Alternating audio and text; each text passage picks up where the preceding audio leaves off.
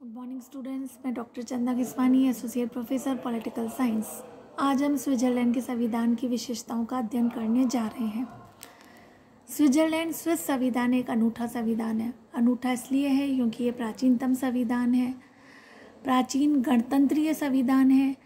यहाँ बहुल कार्यपालिका पाई जाती है और यहाँ प्रत्यक्ष प्रजातंत्र पाया जाता है।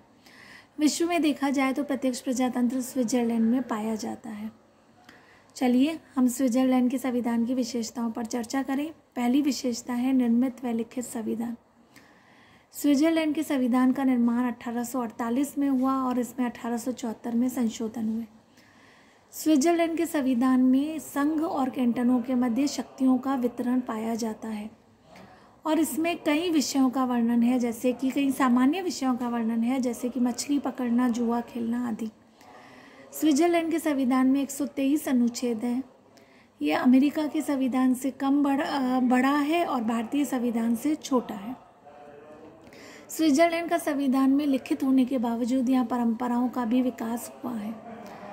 स्विट्ज़रलैंड के संविधान की अगर हम दूसरी विशेषता देखें तो ये कठोर संविधान है। ये कठोर संविधान ऐसे है कि कोई भी संशोधन तब पास होता है जबकि संघीय सभा के दोनों सदनों के द्वारा पारित होने के बाद जनता और कैंटनों के बहुमत से भी पास होना चाहिए। ये कठोर है पर अमेरिका के संविधान से कम कठोर है, क्योंकि अमेरिका के संविधान में अब तक 27 संशोधन हुए हैं, जब तक कि स्विट्ज़रलैंड के संविधान में 57 संशोधन हो चुके हैं। स्विट्ज़रलैंड के संविधान की तीसरी विशेषता है संघात्मक शासन व्यवस्था। संघात्मक शासन व्यवस्था ऐसी शासन व्यवस्था है क्योंकि यहाँ केंद्र संघ और कैंटनों में शक्तियों का विभाजन पाया जाता है और अवशिष्ट शक्तियाँ कैंटनों के पास पाई जाती हैं। स्विस संविधान में क्योंकि कैंटनों के द्वारा संघ का निर्माण हुआ है, जनता के द्वारा नहीं, इसमें 22 कैंटन हैं, तो ये कैंटन चाहें तो संघ से अलग भी हो सकते हैं। और स्विट्ज़रलैंड के संविधान में न्यायिक पुनरावलोकन की व्यवस्था नहीं है या न्यायपालिका स्विस संघात्मकता की रक्षा नहीं करती है, जैसे कि अमेरिका और भारत में करती है, क्योंकि कैंटनों ने स्वयं संघ को बनाया है। चौथी विशेषता अगर हम स्विट्ज़रलैंड की देखें तो यहाँ की शासन की चौथी विशेषता है गणतंत्रात्मक शासन व्यवस्था। गणतंत्रात्मक शासन व्यवस्था का अर्थ है कि यहाँ जो राष्ट्रपति है वो इम्पोर्टेंट है पर उतना महत्वपूर्ण नहीं है जितना कि अमेरिका और भारत का है, क्योंकि यहाँ का राष्ट्रपति ना तो निर्वाचित होता है और ना ही वंशानुगत है, लेकिन यहाँ गणतंत्रात्मक शासन व्यवस्था है। पांचवी विशेषता है बहुल कार्यपालिका। यह स्विट्ज़रलैंड के संविधान की महत्वपूर्ण विशेषता है।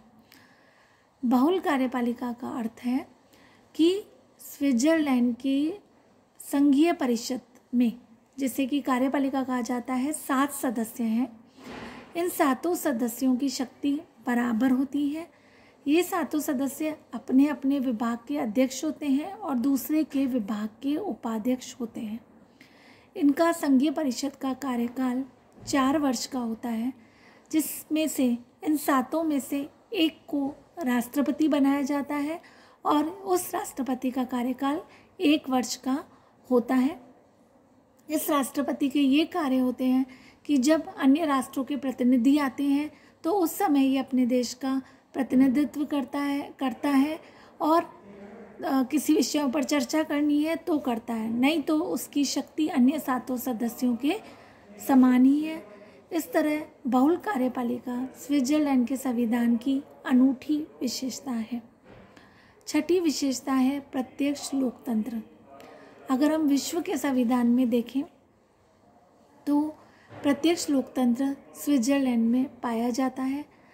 प्रत्यक्ष लोकतंत्र इस रूप में कि यहाँ 1 पूर्ण कैंटन और 4 अर्ध कैंटनों में प्रत्यक्ष लोकतंत्र की व्यवस्था है। यहाँ जनता सीधे ही सम्मेलन करके अपने कानून बनाती है, वित्त विधेयक पास करती है। ये प्रत्यक्ष लोकतंत्र विश्व के किसी भी अन्य देश में नहीं है, जैसा कि स्विट्ज़रलैंड में पाया जाता है। स्विट्ज़रलैंड के संविधान की अगर हम 7वीं विशेषता देखें तो 7वीं विशेषता है निराली संसदीय व्यवस्था। यहाँ न तो पूर्ण रूप से संसदीय व्यवस्था पाई जाती है, न पूर्ण रूप से अध्यक्षीय व्यवस्था पाई जाती है। जैसे कि भारत में कार्यपालिका व्यवस्थापिका के प्रति उत्तरदायी है और जब व्यवस्थापिका अविश्वास प्रस्ताव पास करती है तो कार्यपालिका को अपने पद से त्यागपत्र देना पड़ता है। लेकिन स्विट्जरलैंड में ऐसा नहीं है। स्विट्जरलैंड में संघीय परिषद जो कार्यपालिका है वो व्यवस्थापिका संघीय सभा के प्रति उत्तरदायी तो है, लेकिन संघीय सभा अविश्वास के प्रस्ताव के द्वारा उसे अपने पद से नहीं हटा सकती। स्विट्जरलैंड की संघीय परिषद का कार्यकाल 4 वर्ष तक का होता है। इस तरह ये न तो पूर्ण रूप से संसदीय व्यवस्था है, न पूर्ण रूप से अध्यक्षीय व्यवस्था है। और जहाँ संसदीय शासन व्यवस्था में 2 तरह की कार्यपालिका होती है, एक नाम मात्र की, एक वास्तविक, और अध्यक्षात्मक शासन व्यवस्था में एक वास्तविक कार्यपालिका होती है। वहाँ स्विट्जरलैंड की जो बहुल कार्यपालिका है उसमें से एक व्यक्ति को राष्ट्रपति बनाया जाता है, वो राष्ट्रपति पद के कार्य करता है। इस प्रकार स्विट्जरलैंड की संसदीय शासन व्यवस्था निराली है और यहाँ स्विट्जरलैंड में शक्तियों का पृथक्करण भी नहीं पाया जाता है जैसा कि अध्यक्षात्मक व्यवस्था में पाया जाता है। इस प्रकार हम ये कह सकते हैं कि स्विट्जरलैंड का संविधान अनूठा है। आज हम इतना ही अध्ययन करेंगे। आने वाले अगले वीडियो में मैं स्विट्जरलैंड की विशेषताओं को कंप्लीट कराऊंगी। धन्यवाद।